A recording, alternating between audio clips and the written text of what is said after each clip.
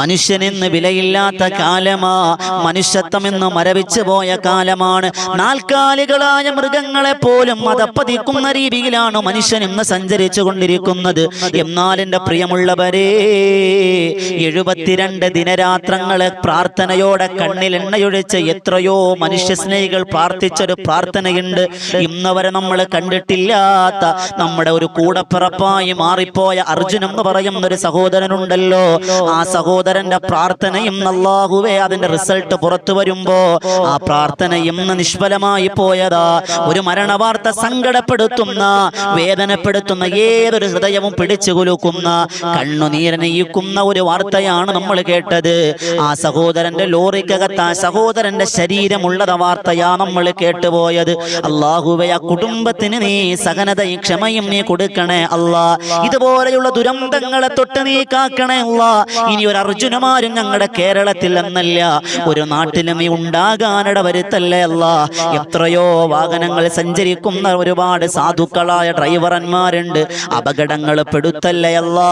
ഇന്ന് നമ്മുടെ സഞ്ചാരത്തിന് വേണ്ടി നമ്മൾ സഞ്ചരിക്കുമ്പോൾ, യാത്രയിൽ ഇങ്ങനെ നമ്മൾ യാത്ര പോകുമ്പോൾ, നമ്മുടെ വാഹനത്തിലൂടെ നമ്മൾ സഞ്ചരിച്ചു കൊണ്ടിരിക്കുമ്പോൾ ഒരു തടിലോറി കണ്ടാൽ ആദ്യം മനസ്സിലേക്ക് വരുന്നത് അർജുൻ എന്ന് പറയുന്ന ഒരു സഹോദരന്റെ മുഖമായിരിക്കുമല്ലോ.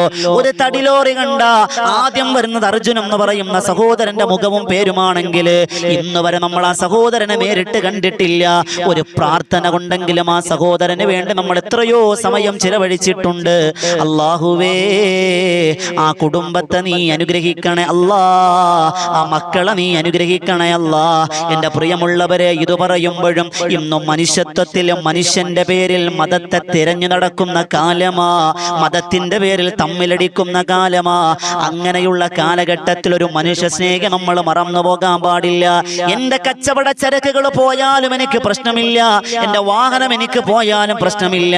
എന്റെ കൂടെ നിഴല് പോലെ എന്റെ കൂടെ ഉണ്ടായിരുന്ന, ഞാനൊരു അനുജനതുല്യം സ്നേഹിക്കുന്ന അർജുൻ എന്ന് പറയുന്ന സാധുവായ പ്രിയ സഹോദരനെ ഈ ഗംഗാവലി പുഴയുടെ ഓളങ്ങളിലേക്ക് ഇട്ടിട്ട് പോകാൻ എനിക്ക് സൗകര്യമില്ലെന്ന് പറഞ്ഞ, തനിക്കെതിരായി വന്ന നിയമങ്ങളെയെല്ലാം പുറംകാല് കൊണ്ട് ചവിട്ടിയെറിഞ്ഞുകൊണ്ട്, മഹാമാരികളെ കാലക്കെടുതികളെല്ലാം അതിജീവിച്ചുകൊണ്ട് 72 ദിനരാത്രങ്ങളും തന്റെ കൂടപ്പറപ്പിന് വേണ്ടി, സഹോദരന് വേണ്ടി സമയം ചെലവഴിച്ചു പോയ അബ്ദുൽ മനാഫ് എന്ന് പറയുന്ന സഹോദരനെ നമ്മൾ മറന്നു പോകാൻ പാടില്ല. ആ സഹോദരൻ പറഞ്ഞതെന്താ? നിങ്ങൾ പറയും എന്റെ വാഹനത്തിന് വേണ്ടിയാണ് ഞാൻ കാത്തിരുന്നത്, നിങ്ങൾ പറയും എന്റെ തടിക്ക് വേണ്ടിയാണ് ഞാൻ കാത്തിരുന്നതെന്ന് പറയുമ്പോ വാർത്താ മാധ്യമങ്ങളോട് മനുഷ്യ സ്നേഹിയായ, മനുഷ്യനെന്ന് പേരെടുത്തു പറയാൻ കഴിയുന്ന മനുഷ്യൻ പറഞ്ഞതെന്താ? ആ വാഹനം നിങ്ങൾ പൊക്കിയെടുക്കുമ്പോ എന്റെ തടി കാണുമായിരിക്കും, എന്റെ ലോറി കിട്ടുമായിരിക്കും, എനിക്കതൊന്നും പ്രശ്നമില്ല. അതിനകത്ത് കിടക്കുന്ന അർജുൻ എന്ന് പറയുന്ന സഹോദരനെ നിങ്ങളൊന്ന് പുറത്തെടുക്കുവോ, എന്നിട്ട് ഗംഗാവലി പുഴയുടെ ആഴങ്ങളിലേക്ക് എന്റെ ലോറി നിങ്ങൾ തിരിച്ചിട്ടേക്കുക. എനിക്ക് വേണ്ട.